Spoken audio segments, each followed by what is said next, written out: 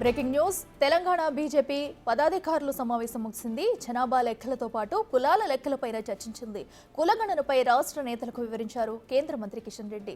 British హయాంలో చేసిన కులగణనను BJP చేస్తుందన్న విషయాన్ని ప్రజల్లోకి తీసుకెళ్లాలని ఆదేశించారు. ఉమ్మడి 10 జిల్లాల వారీగా సమావేశాలు నిర్వహించాలని నిర్ణయించారు. అన్ని కుల సంఘాలతో విడివిడిగా సమావేశాలు నిర్వహించాలని సూచించారు.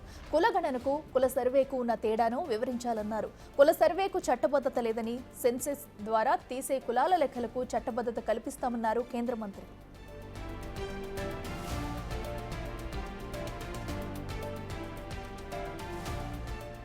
రాష్ట్ర ప్రభుత్వం చేసిన కుల సర్వే రోల్ మోడల్ కాదన్నారు ఆర్ కృష్ణయ్య. స్వాతంత్ర్యం వచ్చిన తర్వాత కుల గణనపై ఎవరూ ధైర్యం చేయలేదని చెప్పారు. వచ్చే జనగణనలో బీసీ కులగణన బీసీలే కాదు కులగణన చేపట్టాలని నరేంద్ర మోడీ ప్రభుత్వం నిర్ణయించడము చరిత్రాత్మకమైనటువంటి అంశం. 96 ఏళ్లలో బ్రిటిష్ పీరియడ్లో కానీ ఆ తర్వాత స్వతంత్రం వచ్చిన తర్వాత 76 ఏళ్లలో కూడా ఎవరు కూడా ధైర్యాన్ని చేయలేకపోయారు.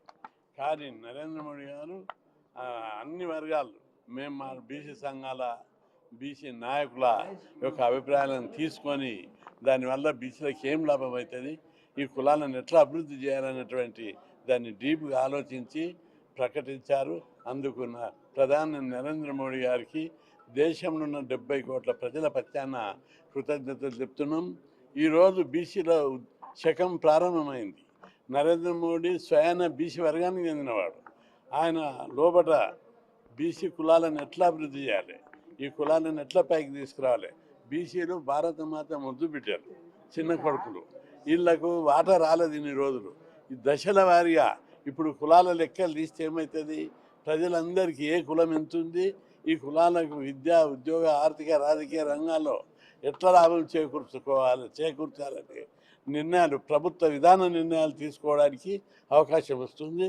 కాబట్టి ప్రతిపక్ష పార్టీలు మా ఒత్తిడి మీ ఒత్తిడి ఏముంది అబ్బా, మీ ఒత్తిడి ఉంటే మీరు 60 ఏళ్ళు పరిపాలించారు, అప్పుడు ఎందుకు చేయలేకపోయారు? మీ ప్రభుత్వాలను కూడా మేము ధర్నాలు చేసినాం, ర్యాలీలు చేసినాం, ఒత్తిడి చేసినాం, ఏది చేయలేకపోయారు. వచ్చే జనగణనలో